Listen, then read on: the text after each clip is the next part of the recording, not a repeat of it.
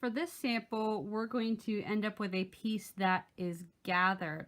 So in order to gather something, which is to collect the fabric into a smaller space, we're going to be basting. So we're going to take this long piece, we're going to use some basting on here in order to gather it up and to make it fit this smaller piece. So that's how we're going to do that.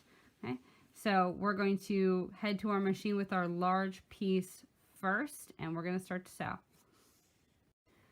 So we're going to take this long piece, and I said we were basting. Basting is a temporary stitch, and it's going to be the longest stitch length on your machine.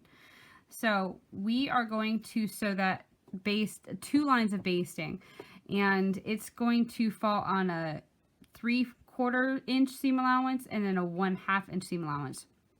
So right in between 3/4 and 1/2 is going to be 5/8. So that actually is going to create a channel for us to do our stitching later. Okay, so that's why we're doing it in those two places. That's one of the reasons we're doing it in those two places. So we're going to go ahead and do that before we talk about the regular stitching. So we have to do our basting, and with a gathering, we're going to pull the threads. So in order to pull them, we have to have something to anchor them and something to pull. So we're going to anchor it by back stitching at the beginning and leaving our threads long at the end. No back stitching on the side that we're going to finish on. So back stitch here, leave your threads long. So we're going to do it at 3/4 inch first. Back stitch, nice long stitches. Stitch all the way to the end. I'm going to lift up and I'm going to pull, and I'm going to actually use this thread. So I'm going to trim it so that I've got some length here. Okay. Doing the same thing. If you need to kind of like help it out, it's already starting to bunch on me a little bit. Okay, so help it out, kind of spread it out a little bit. Okay. Sometimes the machine grabs your fabric, and now you can really see how it does that. Okay, so smoothing that out, I'm going to maintain a hold of my fabric so that it doesn't gather up too much on me on its own, and I'm going to do the same thing at 1/2 inch. So anchoring at the beginning and then leaving threads long at the end.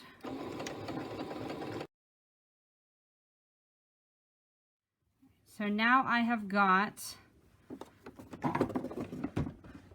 basting done. Okay, so it's okay that it's kind of puckering up on me. We're going to actually want it to do that anyway. So now we need to get this piece to fit this piece. How do we do that? Well, we are going to actually pull this fabric together by using our threads here. So I'm going to go ahead and pin these ends together, since that's what we want in the first place. We want to match up this raw edge. So I'm going to pin this in place. Okay. And now I'm going to take 2 threads, one from each line of stitching, and I'm going to pick the top thread, or the one closest to me rather. Okay. That way I'm pulling from the same side. Okay. All right. So I'm going to let those bottom threads fall away. Now I want to pull without yanking. If I break this thread, then I'm going to have to start over, and I don't want to do that. So I don't need to be aggressive. It doesn't take much at all. And you see that it's already pulling the thread out, which means there's less thread for this fabric to hang on to, so it's naturally going to gather up. Okay. So I want to spread out my gathers. Okay, and in fact, I see that I actually pinned a little bit too far in, and I don't want this to not gather at the end, so I'm going to help myself out, and I'm going to move my pin. Okay, it's always good to observe what you're doing, deciding if you need to change anything. Okay, so now I got a little extra 1/4 inch. Okay, and so I have gathered it. Let's check. Oh, not too bad. Okay, just about to that point. So What I can do now is I can pin this in place. Okay, again, I'm going to do it close to the edge so that I have room to redistribute my gathers. Okay. So I want to now take this and kind of move my gathers around so that they're more even. I don't want like a whole bunch of gathers over here and nothing in the middle. That looks sloppy. Okay, so use your judgment to kind of work your gathers through, okay, so that they are evenly distributed between the two ends of your fabric. Okay, and once you feel like you've done a good job with that and your fabric is lined up on the ends, you can then, I would say, to pin in the middle. So you can then take your raw edges and line them up, okay, and take a pin in the middle. Okay, and now I can pin in between. So now I've got this pretty well secure and ready to go to the sewing machine.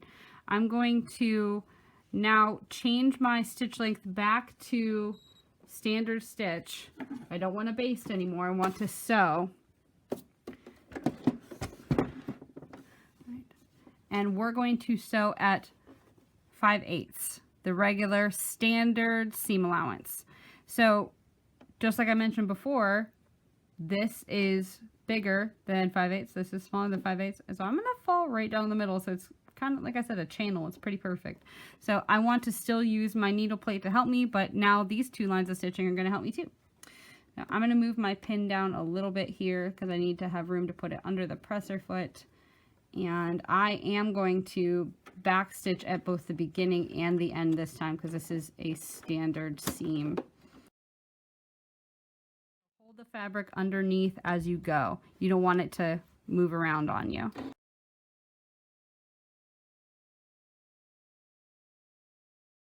going to trim my threads.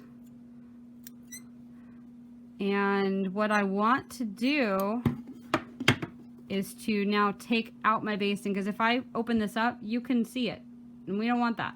So I'm going to take out both lines of basting, of course not my line of stitching, and I'm going to do that with my seam ripper.